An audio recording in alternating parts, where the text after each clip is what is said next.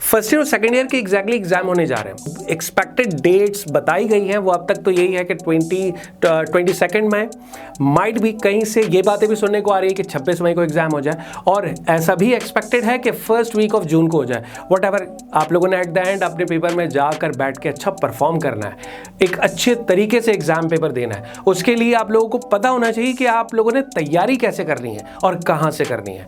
तो मैंने आज का टॉपिक ये चूज किया कि इंपॉर्टेंट टॉपिक्स क्या होंगे हमारे फर्स्ट ईयर फिजिक्स के अंदर, लेकिन उसके अंदर आज की इस वीडियो के अंदर मैं आप लोगों को सेक्शन सी को कवर करवाऊंगा। यानी सेक्शन सी जो कि हमारे डिटेल्ड लॉन्ग क्वेश्चन आंसर्स का पार्ट होता है, उससे मुतालिक मैंने आप लोगों को इंपॉर्टेंट टॉपिक्स बताने हैं। स्टार्ट करते हैं।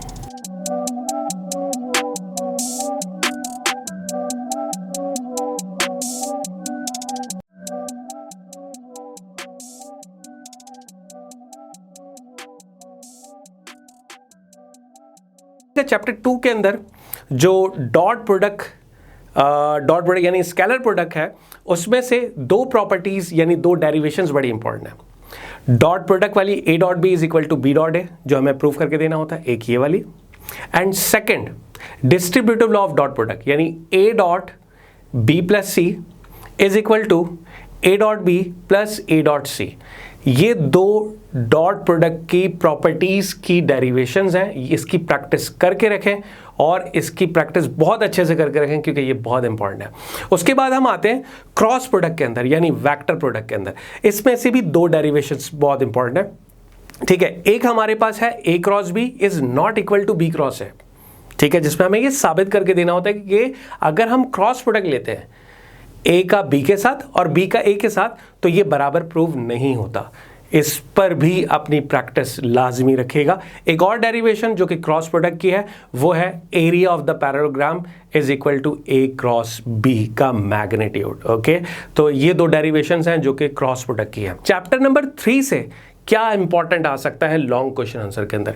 तो आपको पता है पुली के दो केसेस थे, केस 1 और केस 2, जिसमें एक केस के अंदर दो बॉडीज वर्टिकली हैंग कर रही होती है, एंड सेकंड केस के अंदर किसी एक बॉडी को हॉरिजॉन्टल सरफेस पर प्लेस किया जाता है एंड अनदर बॉडी को वर्टिकली हैंग किया जाता है। इन दो केसेस की डेरिवेशंस की प्रैक्टिस कर लें, इसमें से एक डेरिवेशन लाजमी आ जाएगी। ओके, और इसके अलावा एक और टॉपिक भी इंपॉर्टेंट है चैप्टर 3 से, वो है इलास्टिक कोलिजन का। अब मैंने नाम तो हाईलाइट कर दिया, यानी मेरे बताने का मकसद ये है कि साथ में डेफिनेशन के साथ एक डेरिवेशन भी जोड़ी हुई है। आपको पता है इलास्टिक कोलिजन काफ़ी डिटेल्ड टॉपिक है।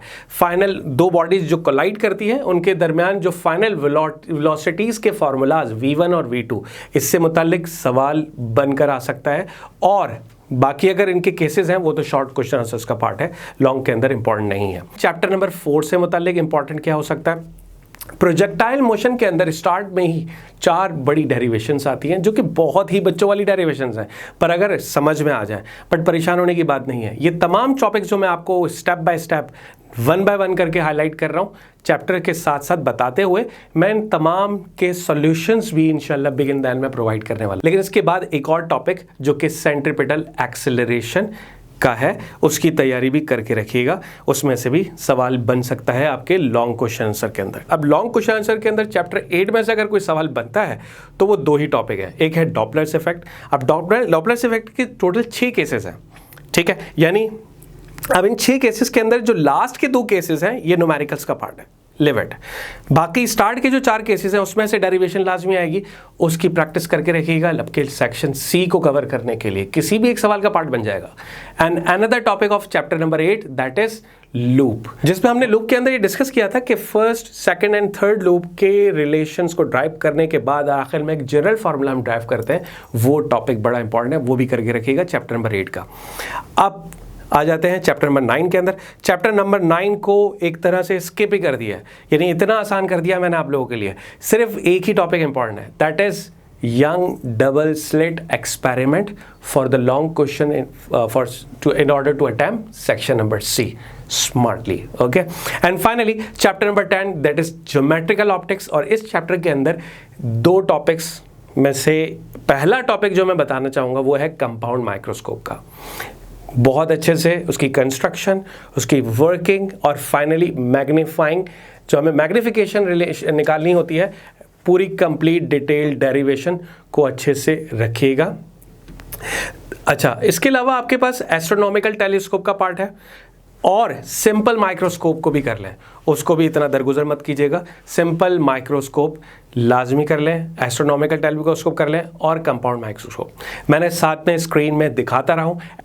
अपना बहुत सारा ख्याल रखिएगा। जल्दी मुलाकात होती है इंशाल्लाह नेक्स्ट वीडियो के साथ, और स्टेप बाय स्टेप इन तमाम डिटेल क्वेश्चंस की तमाम डेरिवेशंस के साथ मैं मौजूद हूँगा, इनके सॉल्यूशंस दूंगा, कैसे अटैम्प्ट करना है, और फिर शॉर्ट न्यूमेरिकल्स, एमसीक्यूज, तमाम चीज़ों को डिस्कस करने वाले हैं।